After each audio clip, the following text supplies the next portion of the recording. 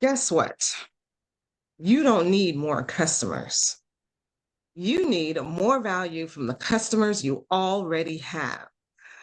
Hey, we're Nate and Simone. We talk all things marketing. Today, we're going to talk about how to get more long term value from the customers you already have rather than spending a lot of time going out and getting new customers. What about creating loyalty in the customers you already have? They say that having what your best client is a client you already have, right? So we're Oh going to yeah. talk about that today. So our theme is about how most businesses focus on getting more leads, but what's where the real money comes in is from increasing the value of every customer that's already in your pipeline. So that's what we're going to talk about today. Feel free to subscribe to this channel so that you get notified whenever we come on. It's every Tuesday around noon Eastern. And and also, if this is valuable to you, put your comments in the comment box and let us know so that we know what topics you want to hear. Hey, Nick. Hey. Back again for another amazing episode. Yes. Yeah. So, most business owners, founders like to chase lead volume, right? The Mhm. idea is I need more leads, I need more leads.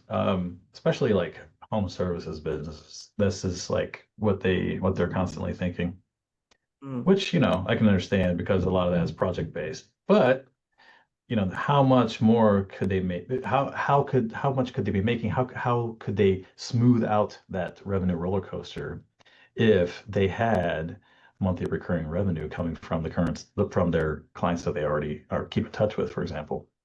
So the Or if winners, they were to upsell yeah, clients on, oh yeah, maybe a lot of your clients came in on the base value or the core product that you offer.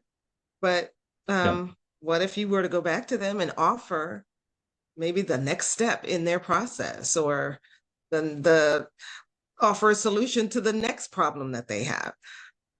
yep. And that's going to involve training your staff on the key things to look out for, the kinds of yeah, I mean, turning them into little mini salesmen to some extent. But Exactly. we'll that's one piece at a time here. So the idea here is that the winners in this case are the ones who are maximizing the value of their customers that they currently have. They're decreasing their effort and going out and finding new customers. They're decreasing their cost of acquiring new customers as well. So it's Right. just there's so many wins here. It's not even funny. Um, Uh, Higher long-term value means higher margins, higher profit margins, higher yes. stability, and higher business valuation.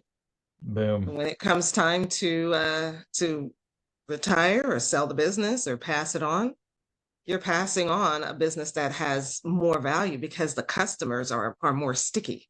They stick around longer. Exactly. Exactly. And they go with the business, right? Yeah. Um, so to tie it into our V3 here, visibility, we're attracting better, higher value customers with clear positioning.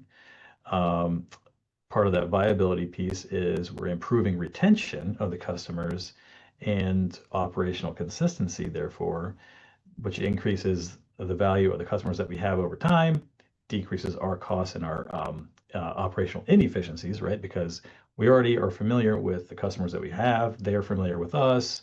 It's a less of a cognitive load, trying to retrain everybody and onboard people and all this. But that does not mean that we get rid of those onboarding systems, by the way. But anyway, um, and our value, right? We're building a business that with strong LTV, lifetime value. Doing so, having a business like that is like you said, far more sellable, scalable, and predictable. The things we love to hear, Yeah, right? Okay, absolutely. so LTV, what does that mean actually? Um, literally we're just referring to sometimes it's abbreviated as CLTV, right? Because or CTV actually, I've seen that Customer too. lifetime value. Yeah. Yeah. Customer lifetime value. That is essentially what it is. And the idea here is that, and a lot of people, a lot of business owners aren't tracking this. This is not something they really take into consideration. And I'll bet if you asked 10 business owners what their LTV or the LTV of their customers is, that nine of them wouldn't be able to tell you. Um, and not knowing this, however, can be costly to the business, right? It could be costing them margin, and stability, at the very least. Because how much does it cost? Here's another thing that they probably aren't tracking. Many businesses aren't tracking. How much is it costing you to acquire a new customer? Compare that to the value you get out of each customer that you currently have and are able to maximize, and you're going to see a very big, stark difference, I think, once you run the math out. Um, and let's see here. Well, the question is, why don't they track these numbers? Why is there fear there? Is there just lack of knowledge, just not knowing that these numbers are important? Um, yeah, Yeah. why don't founders track these numbers? Because it's not something that appears in your bookkeeping, frankly. I think that's probably one of the things. Like it's not something that maybe this is an opportunity for someone to build something like this, but to my knowledge, there's nothing like, but I don't think this appears in QuickBooks, right? For Which sure. is crazy. You know where it does appear? I do Where's see it that? in Stripe. So if you're using Stripe Oh, as your okay. payment gateway, it is in There you go. there. How many people are actually looking at the dashboard of Stripe, though? It's usually connected Yeah, to something else, right? probably not. Probably not. Yeah. Yeah. So just to give you, our listeners out there, the actual formula for lifetime value. Uh, Sometimes it's abbreviated CLV, CLTV, LTV. There's at least three different varieties here, right? But they're all basically the same thing. So You want to show it here's the on a basic. whiteboard or something for Let's see here. visual sake. Well, I can show you what I'm looking at, which is just a Google search. Um, let's see here. I don't have a Uh, handy dandy thing here. Hold on a second. is the formula simple or is it Well, complicated and you there's a need a couple of math different. degree to understand it? No, there's a couple of different things here. There's a basic formula here. Hmm. CLV, average purchase value, times the average purchase frequency, times the average customer lifespan. So it's all averages, right? So you have Yeah, something somewhere has to be tracking this, hopefully. If you have like a e-com, you're going to be able to get this information relatively easily from that, yeah. whatever you're using, hopefully, whatever software you're using there. Purchase frequency, but it's like nothing actually brings this all together for you. You kind of have to figure this out on your own, Hmm. except for I apparently, see an like I said, opportunity. yeah, yeah. So that's the basic formula. This is a simplified formula: average customer value times the average customer lifespan. So, and here's an example. Say a company has an average sale of $50 per item, right? Customers buy three times per year, and they stay for an average of 2 years. So that would be $50, which is the average purchase value, times three, which is the number of purchases, the average purchase frequency, right? Times the customer lifespan, so 2 years, which is $300. That's So each $300. customer that you acquire is worth $300 in that case, on average, right? So question is, how much did it cost you to acquire that customer? Right. Okay. If it costs $150 to acquire that customer, then you doubled that's your ROI, right? On Hmm. whatever input it took to get that customer. Um, and so this is what you need to take into account when you're thinking about things like how much do I budget for my marketing, right? Well, you're going to have to work backwards.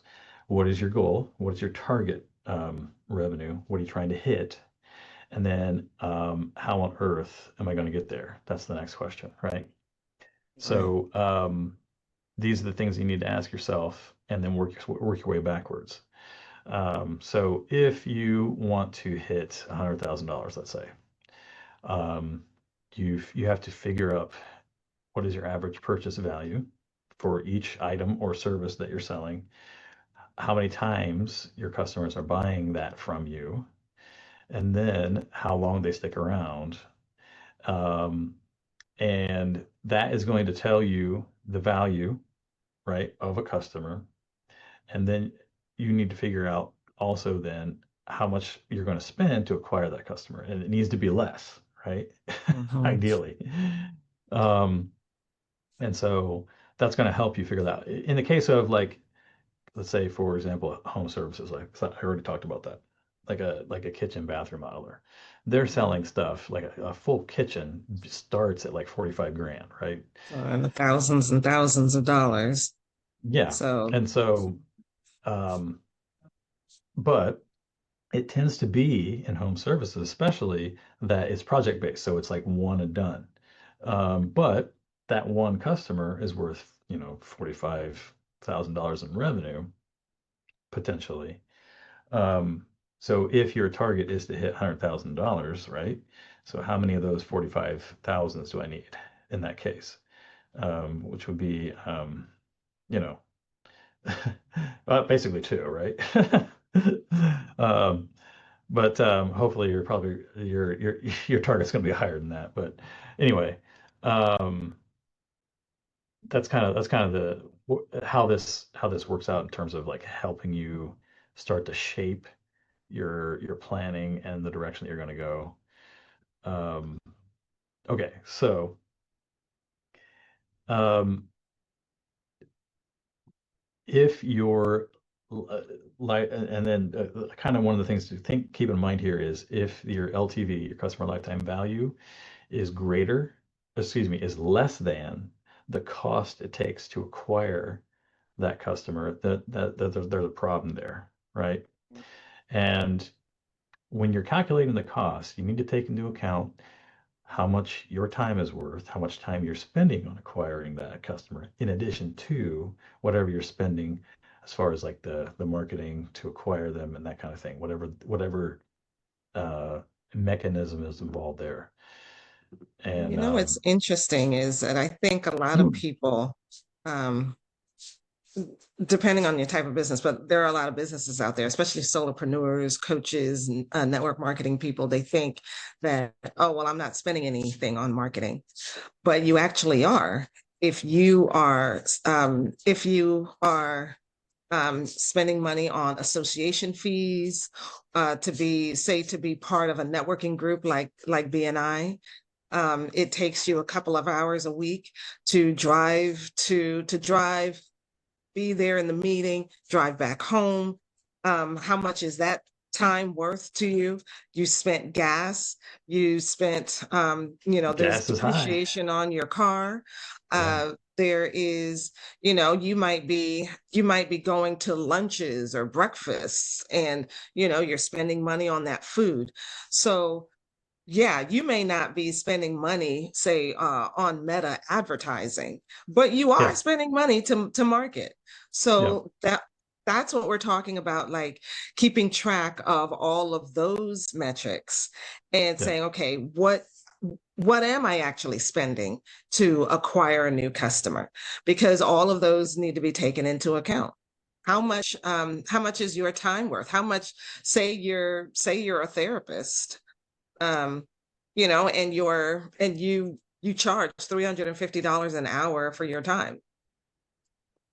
If it takes you 2 hours a week, that's $700 that you're spending, and you get one client per week, uh, added to your roster.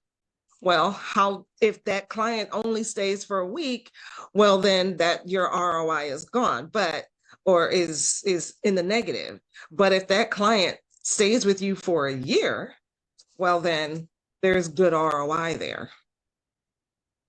Yeah. One of the examples I think that we talked about in another video was the example of a Starbucks customer. You know, what is the lifetime value of a Starbucks customer? And depending on where you read and what you look at, it's between like 14 grand to like 25 grand um, per Coffee, customer. people, coffee. This is why Starbucks is Starbucks, right? Yeah. Um, but you know, they might be It's a also perfect why example. some of these companies are so willing to spend money, say to do a Super Bowl commercial, because Yeah. for that 30-second spot, they're spending a couple of $1 million on a 30-second spot. But if they get customers from those TV spots and that customer stays with them for a long time, well, then and then they're putting their commercial in front of an attentive audience of Mhm. millions of people that are all focused on this one event, this one area. And so if Well, you they get know, you can get several thousand new customers yeah, from that one 30-second spot. yeah, you can, I mean, they have numbers on precise viewership, right? For this, so they can tell you exactly how many, within like a few thousand probably, how many people are going to be watching. And so the companies can do the math on that and say, well, okay, you know, $5 million to be exposed to, you know, 50 million people or something like that. Right. Not to mention if the whole thing about Super Bowl commercials, right? If they're funny and Yeah, memorable, people continue to talk about them for weeks, that's months right. afterwards, That's right. They do. and it's just a compounding effect, right? That's right. They do. It's a no-brainer in Um, that case. and I bet, well, the teams that play, or I don't know how, well, the teams that play, that's all a tournament, right? And so it ends up being okay. The ones who won their tournaments in their respective conferences end up at the Super Bowl. But Mhm. then I wonder how much thought they also put into who is going to be playing or performing during the halftime show, because that's also going to determine people's attention and whether they're, oh, well, I don't want to see this artist, so I'm going to Yeah, take a break now. I'm going to, there's a half hour for the halftime show. I can watch a sitcom in that time right, or right. something else, right? Yep. Um, Or I or can whether go those on people are going to Twitter be and paying flame attention. them. Yeah, or you can go on Twitter and start, uh, Yeah, yeah. Um, yeah, so the more attentive people are, the more the millions of dollars that you spent on that Super Bowl ad actually becomes worth it. yeah. Huh. So basically, you know, thinking in terms of LTV, a customer who pays you $1,000 could easily become one who pays you $3,000 to $5,000 if you have the right systems in place, right? And if you have your offers multiple figured out, right? You should definitely have multiple levels to your offer, right? You should have that Absolutely. entry point, you know, maybe like the midpoint, and then the high ticket level, right? At Right. least, you know. Because, Um, yeah, you may be going after a particular avatar, a particular ideal client, but that doesn't mean that uh, they all want to start at the bottom. They right. might want to start in the middle, or they might want to jump straight to your high Right. ticket offer. And ideally, that's why you need to have at least three because psychologically, you know, you want more people to pick the one in the middle, right? Yeah. So anyway, that's kind of like why you put two different price items next to each other on a shelf, right? And then like people will pick the one in the middle usually. It's the same Yeah. psychology. It works in multiple different places, not just retail, but Yeah. so thinking about this, thinking about LTV can and should change your pricing structure your positioning in the market and get you thinking about ways that you can optimize your customer experience because all of this is going to be crucial. All right, so let's get into the nitty gritty here.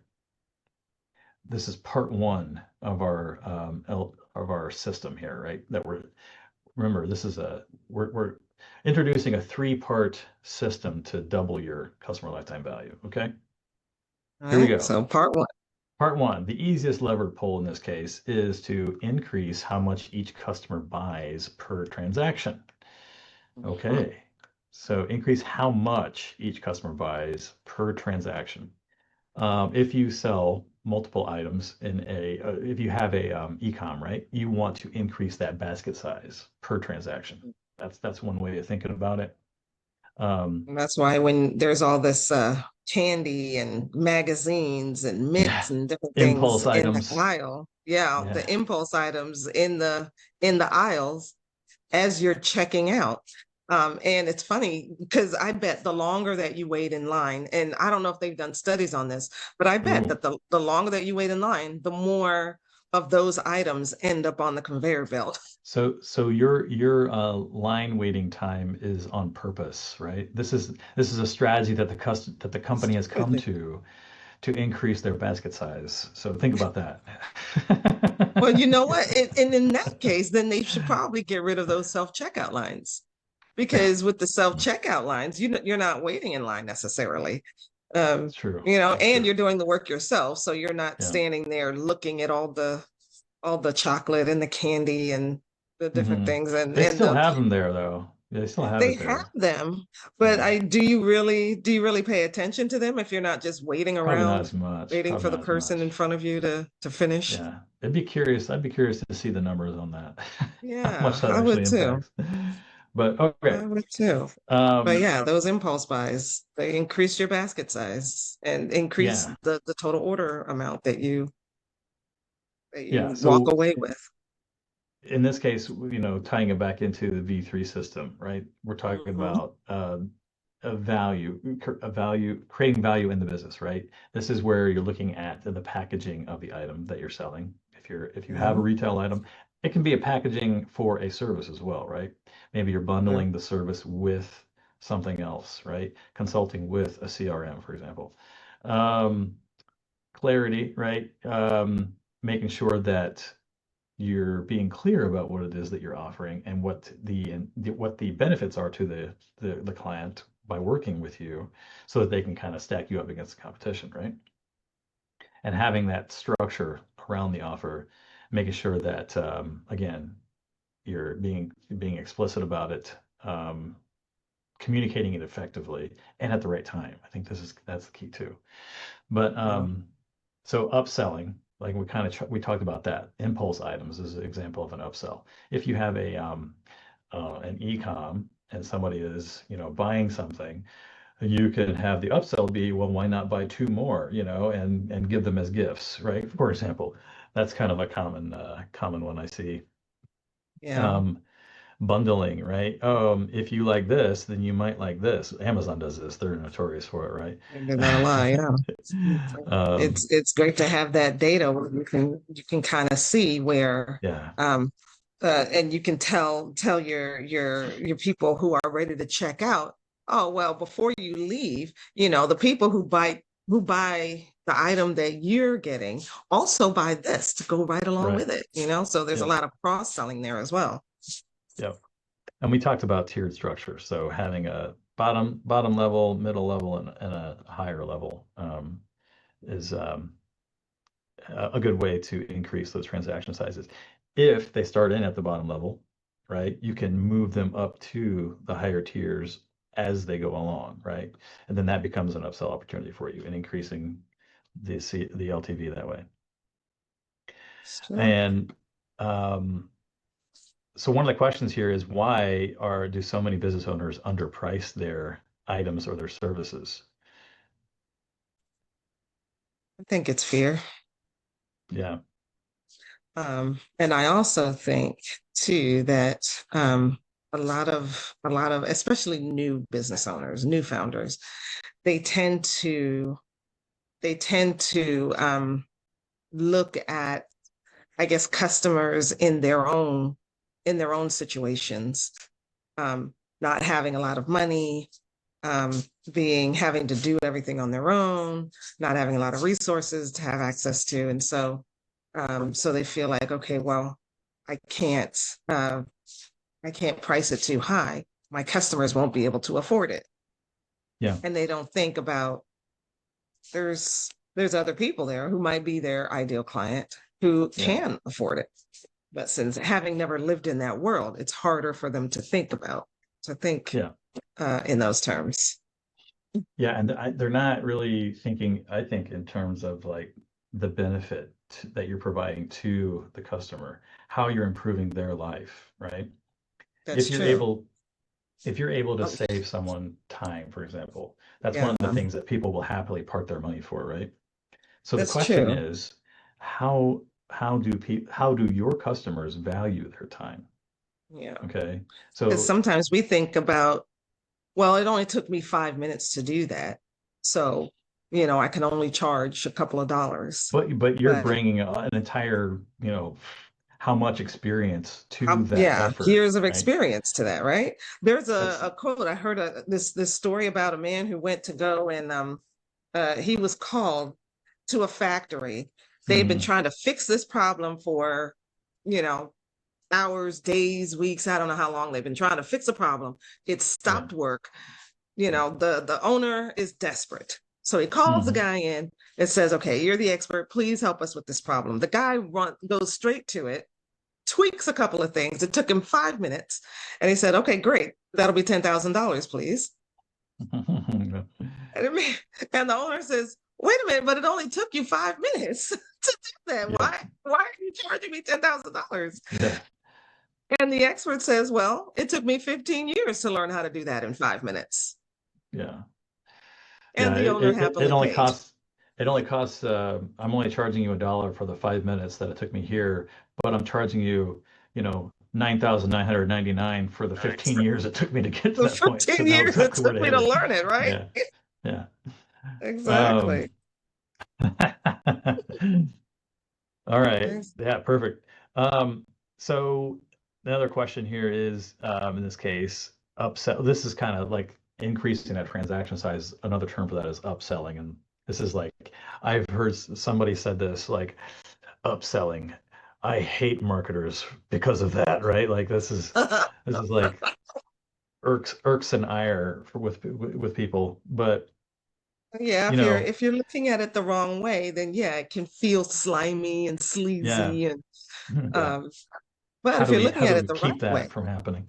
Yeah. yeah, if you're looking at it the right way, then it becomes actually a good thing because you're not don't look at it as oh, I'm just trying to get more money out of you. But what Mhm. if what I'm really trying to do is to help you solve the problem that you're having in a better way with more value, on a more continuous basis because you're going to need continual help. Um, that's it's not just it's what I'm doing is helping you to solve a bigger problem. Then maybe you came to me with thinking that, okay, once I solve this problem, I'm okay, this initial problem. But then as I'm solving this initial problem, I uncover the next problem or I uncover a bigger problem. Well, then Yeah. now I'm going to offer you a solution to the bigger problem or the ongoing problem or the next problem that you have once this initial problem is solved. Um, Yeah. and it's better to do that with a person that you've already purchased from, who you already know, like, and trust. Why go Mhm. to somebody new when you can stay with the vendor, the marketer, Yeah. the business owner you will already have built a relationship with? They already know you. They don't have to start from scratch, Yeah. trying to, figure out what to do next to help you. Yeah. So, There's yeah. there's there's also like maybe they weren't ready, right, at the time. So that's you're showing them that you understand where their position and where they're at so completely that you know that you don't need to push this other thing on them yet, right? Because they're not ready for it yet. And so when they do become ready for that and it becomes obvious, at that point, then it's like, okay, well, I do have this that can help solve, help you continue along this path that you're on, right? Like, oh my gosh, thank you. That's exactly what I need. Why not? Perfect. Yeah. You're actually helping them by Yeah. upselling. Yeah. So think about it like that. All right. So the next step, part two, um, retention, keeping those customers around longer is cheaper and more profitable than acquiring new customers, right? And Cheaper to keeper. exactly, exactly. Um, and so the trick here is how can we get more customers to how can we get customers to buy more often from us without being salesy? That's the crux in this case. Oh, So one of these ways is you have follow-up systems in place. You're keeping in touch with your current customers on a regular basis, right? Um, and you're constantly asking them, hey, what's going on in your business? Is there anything I can help you with? Things like that. Lo and behold, you might be surprised, but oh, you know what? There is this thing. And then all of a sudden, you have something else that you can help them out with. Recurring services is another key here. Having those monthly subscriptions is a good idea. MRR, as they say, ARR. MRR is the it's kind of the holy monthly. grail. Um, Yeah. that Yeah. helps to smooth out your own revenue roller coaster, right? Yeah. But the idea is that you're providing a service valuable enough that people feel, and you've thought through the pricing, right? So that Hmm. it's not too much of a impact on them. And, if ideally you've packaged this correctly in such a way that they feel that the value that they're getting out of it is, surpasses whatever monthly price that they're paying. The money that they're paying for, right? They value what you're offering them more than the money that they're paying Yeah. out to get that service. One And I one of the feel like with monthly recurring offers, yeah, I find it helps in both ways. It helps the business owner to have the revenue and the resources that is necessary to actually provide great service to their book of customers.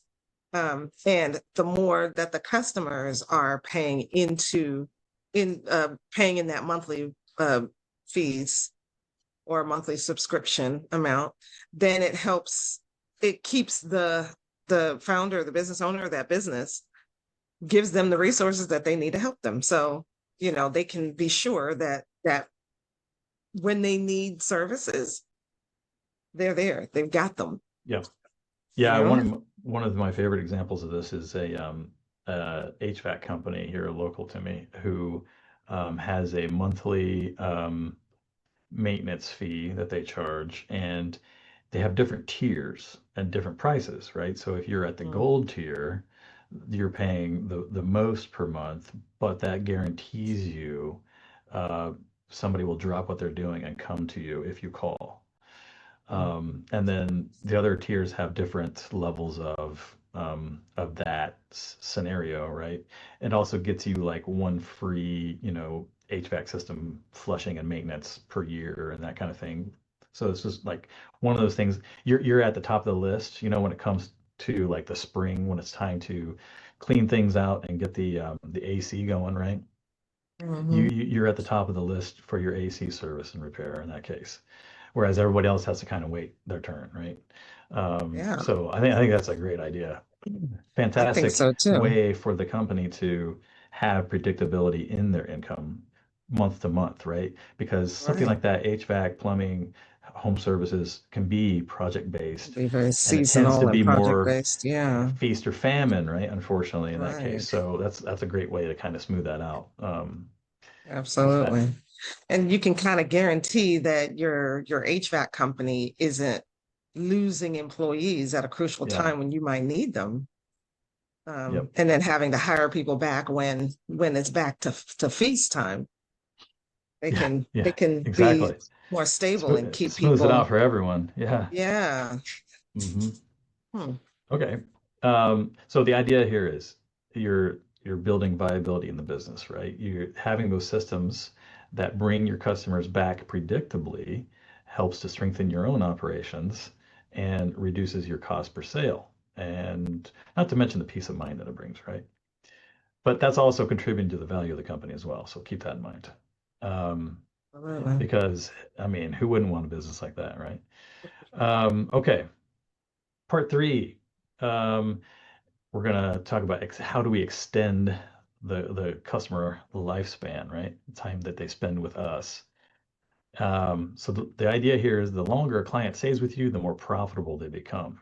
Huh? So how do we build that long-term relationships and ongoing value? Probably the best first most important thing is that you have orchestrated their customer experience with you from the time they first talk to you to when they're actually a paying customer.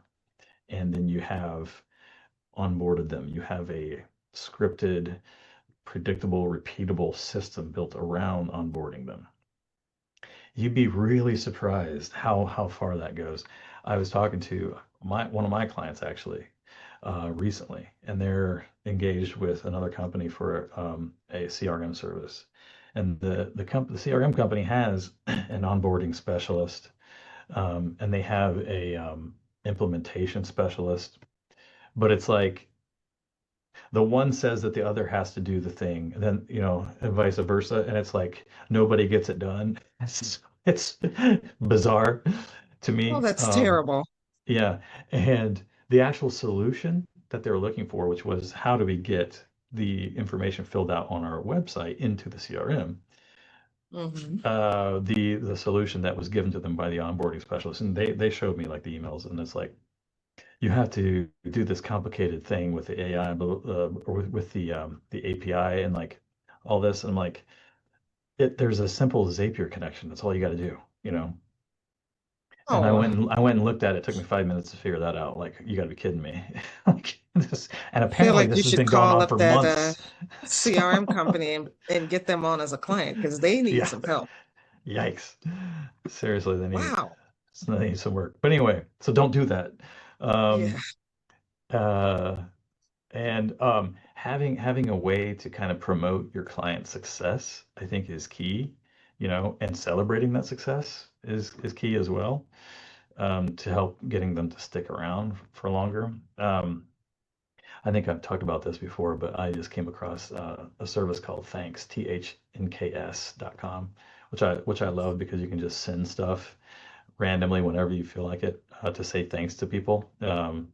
And so, I'm sending out stuff for the holidays for clients and that kind of thing, just to say, hey, thanks Oh, for being a that's client. Thanks wonderful. for sticking around. Here's coffee Yeah. on me for the week, for example. Oh, Um, that's it cool. doesn't have to be anything like super, involved or expensive Extravagance or necessarily. anything. Yeah. Yeah. It can just It be just shows simple that you're thinking about them, and that often about that is who else is doing that? It's probably not many. And it depends on it. the industry, right? But um and then again, I think I mentioned this earlier, but like checking in. Hey, how you doing? Anything I can help you with? Simone, you've talked about how you have an automated how's it going email that goes out to Yeah, your I do that people. in my long-term nurture sequence. It's just Yeah. part of the sequence every so often. It checks Yeah. in. It Hey, how you works. doing? What's going on? And it does work. It does work. It engages people. It also keeps my I think it keeps my emails going into the inbox as well because Yeah. I'm giving people a reason to reply to my email.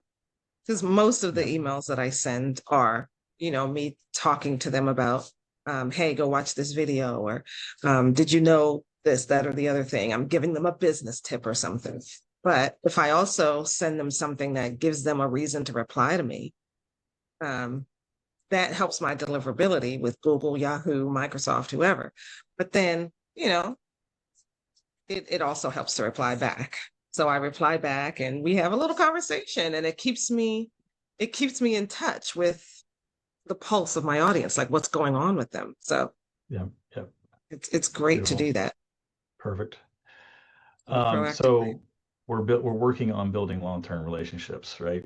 And doing so, it just is going to be like a no-brainer for them to tell their people about you, like, hey, work with this person over here because they're really great. They're constantly asking me how I'm doing. They're constantly, they ask me about my kids and et cetera. And like we have great conversations and like they're just such a pleasure to work with. I mean, that that will absolutely get you more business, no doubt.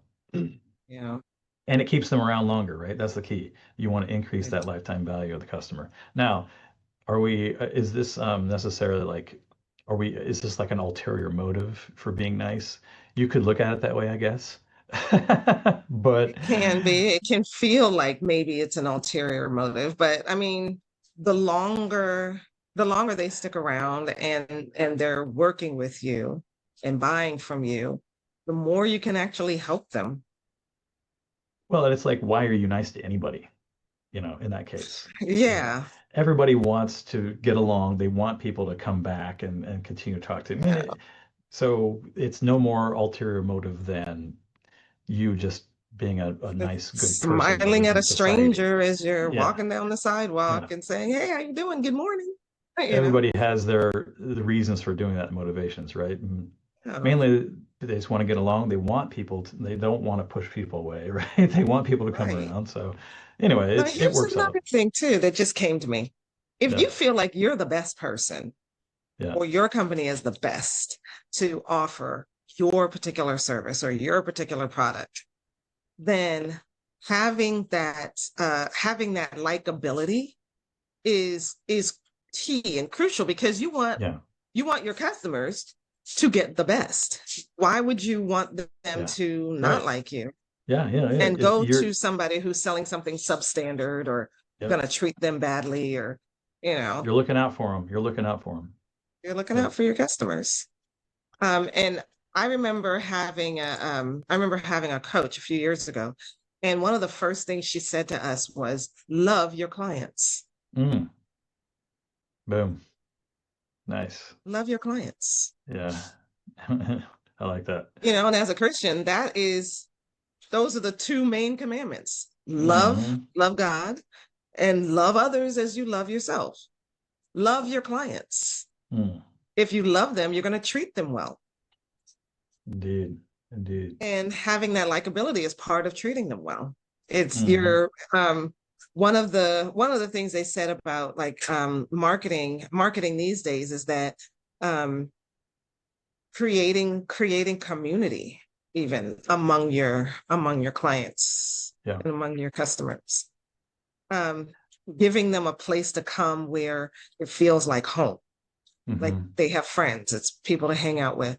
And so if you're They can building up compare that notes on their likability, experience with you. In that yeah, case.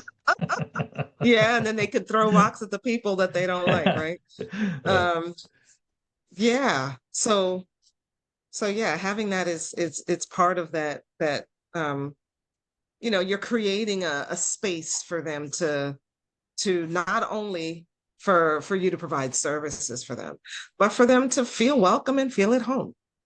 Hmm. I like it. So just to recap, um, three-part system.